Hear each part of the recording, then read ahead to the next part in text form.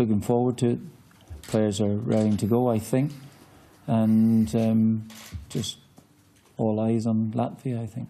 Did it feel different and a little bit strange from your perspective that these aren't players you've signed, they're not players that you've selected, they're players that are given to you and you have to try and work with what you've got? It's a different scenario that you're used to, isn't it? It is a different scenario, absolutely. And if I take some time to think about that, yes. This morning didn't feel that different in the sense that they're players, you know, you have a group of players and you're working with. But when you sit down and start to consider it, yeah, absolutely. You know, it's players that, a number of players there today who I spoke to very briefly last night over dinner. And so that aspect of it was a bit strange.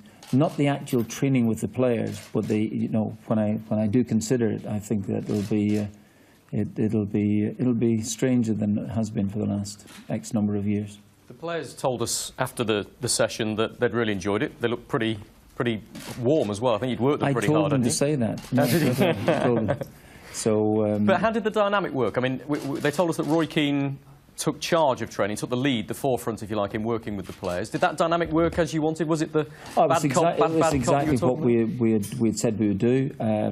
Roy has he wants to work with the players. So do I as well too. And well, we had a little formula worked out beforehand that we would take it. It wasn't rocket science or anything like this. And for the length of time that we will have with the players, you know, I think I'll learn more from the trip rather than during it, you know. And I will have time at leisure to sit down afterwards and plan properly for the new year. But after these two games, it's remarkable that the next match we have is not until March time. So that will be strange when it's over. When we arrive back in Dublin from Poland, I think that's when it'll really have hit me, you know, that I will not be with these players on a Friday morning, for instance. But they're very enthusiastic, ready for it, I think. I think there's a bit of disappointment, you know, the way in which the qualifiers ended. You know, I think that just speaking to them last night, I think they felt that probably the killer blow was really the late equaliser by Austria, and that knocked the heart out. I don't mean necessarily the heart, but it certainly knocked confidence a bit. And from then onwards, it was really uphill. But overall, yeah, they're looking forward to it, you know. And McGeady hasn't changed a bit since I've known them at Celtic. Exactly the same, just as cravat as they come. You know? Yeah, not one bit, honestly. I mean, you mentioned you knew a few of the players. Of course, one of the players that wasn't there today, who's missing through injuries, is Kieran Clark. Robbie Brady you haven't got as well. Yeah. I think Anthony Pilkington at Norwich is staying till Thursday to assess how his deadline is. Well, I'll fill you in that. Robbie Brady's going to come over for a day. He's not fit, obviously. And I think the same will go for young Pilkington as well. He is, it's a bit of a struggle, and I think myself, the physiotherapists were talking at Norwich that he wouldn't make Friday. There's a fairly decent chance he probably wouldn't make Tuesday. And I thought the easiest decision to do was just leave that if that's the case. There are perhaps more important issues coming up sometime in the future, but he is going to come over. He's going to come over, introduce himself for a day, and I think he wants to stay for the game on Friday. So from that viewpoint, and Robbie is coming over as well, a day. I think he might be coming tomorrow. Kieran I know, obviously, so I don't have to introduce myself to Kieran, you know, or he likewise to me. Do you think you might call other people up, though? I mean, it's a squad of 24 at the moment. Having lost those?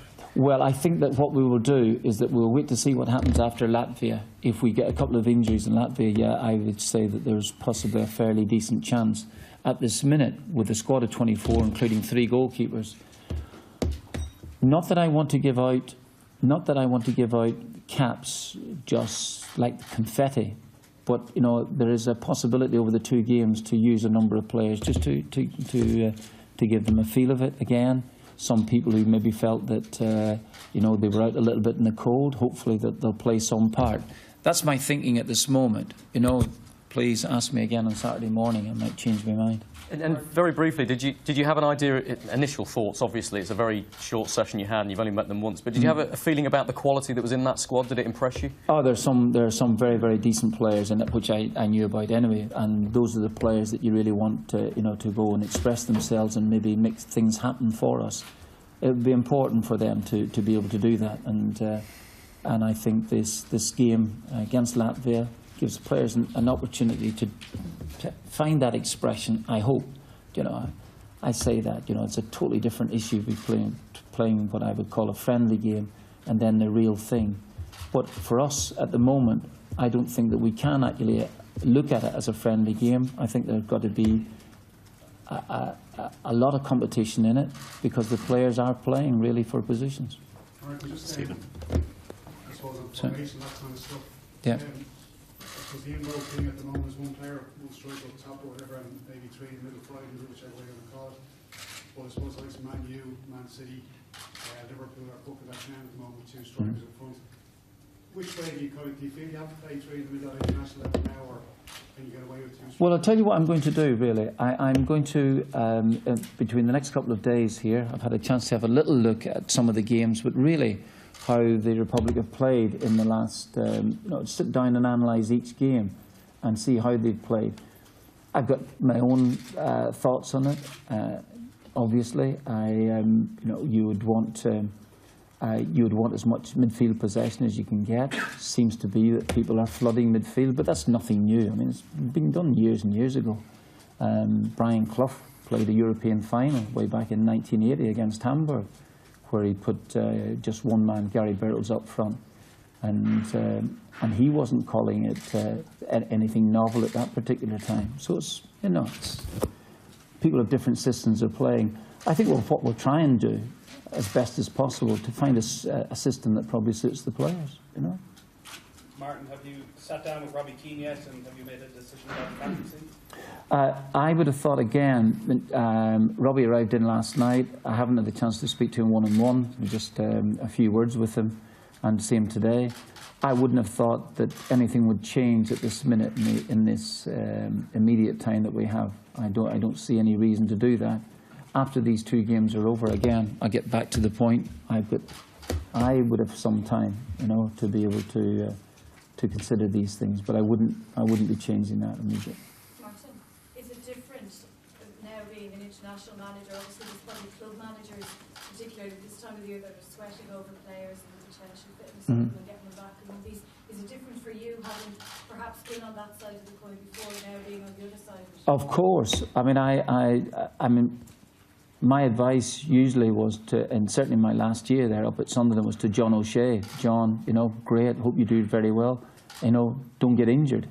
And in the matches now, as I say, shoe very much on the other foot. Of course, I'm looking at it. I still have an empathy and a sympathy really for club managers who obviously at this stage want their players back, particularly for friendly games they're thinking about.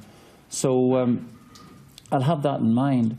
Also, I think over the course of time, I must have to strike up some sort of rapport with those club managers, because, it is important that eventually, when it comes to the point that we're in reasonable terms with them, and that I think that they think that we might treat them okay when they're here. That doesn't necessarily always work, but that's something that I would do. And I think, for instance, in the case of Pilkington, there was no point in thinking that, well, he's not fit for Friday, but still might be fit for Tuesday.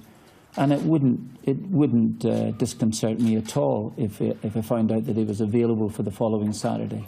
I've got more things to concern myself about. Do you think that building those relationships with the international managers going forward, when you don't necessarily have that control over the players that do compete to you, so for the bigger games, competitive games, that those gestures maybe and friendly time might come back in your favour? That is one of the things. I think that is exactly right. Exactly that.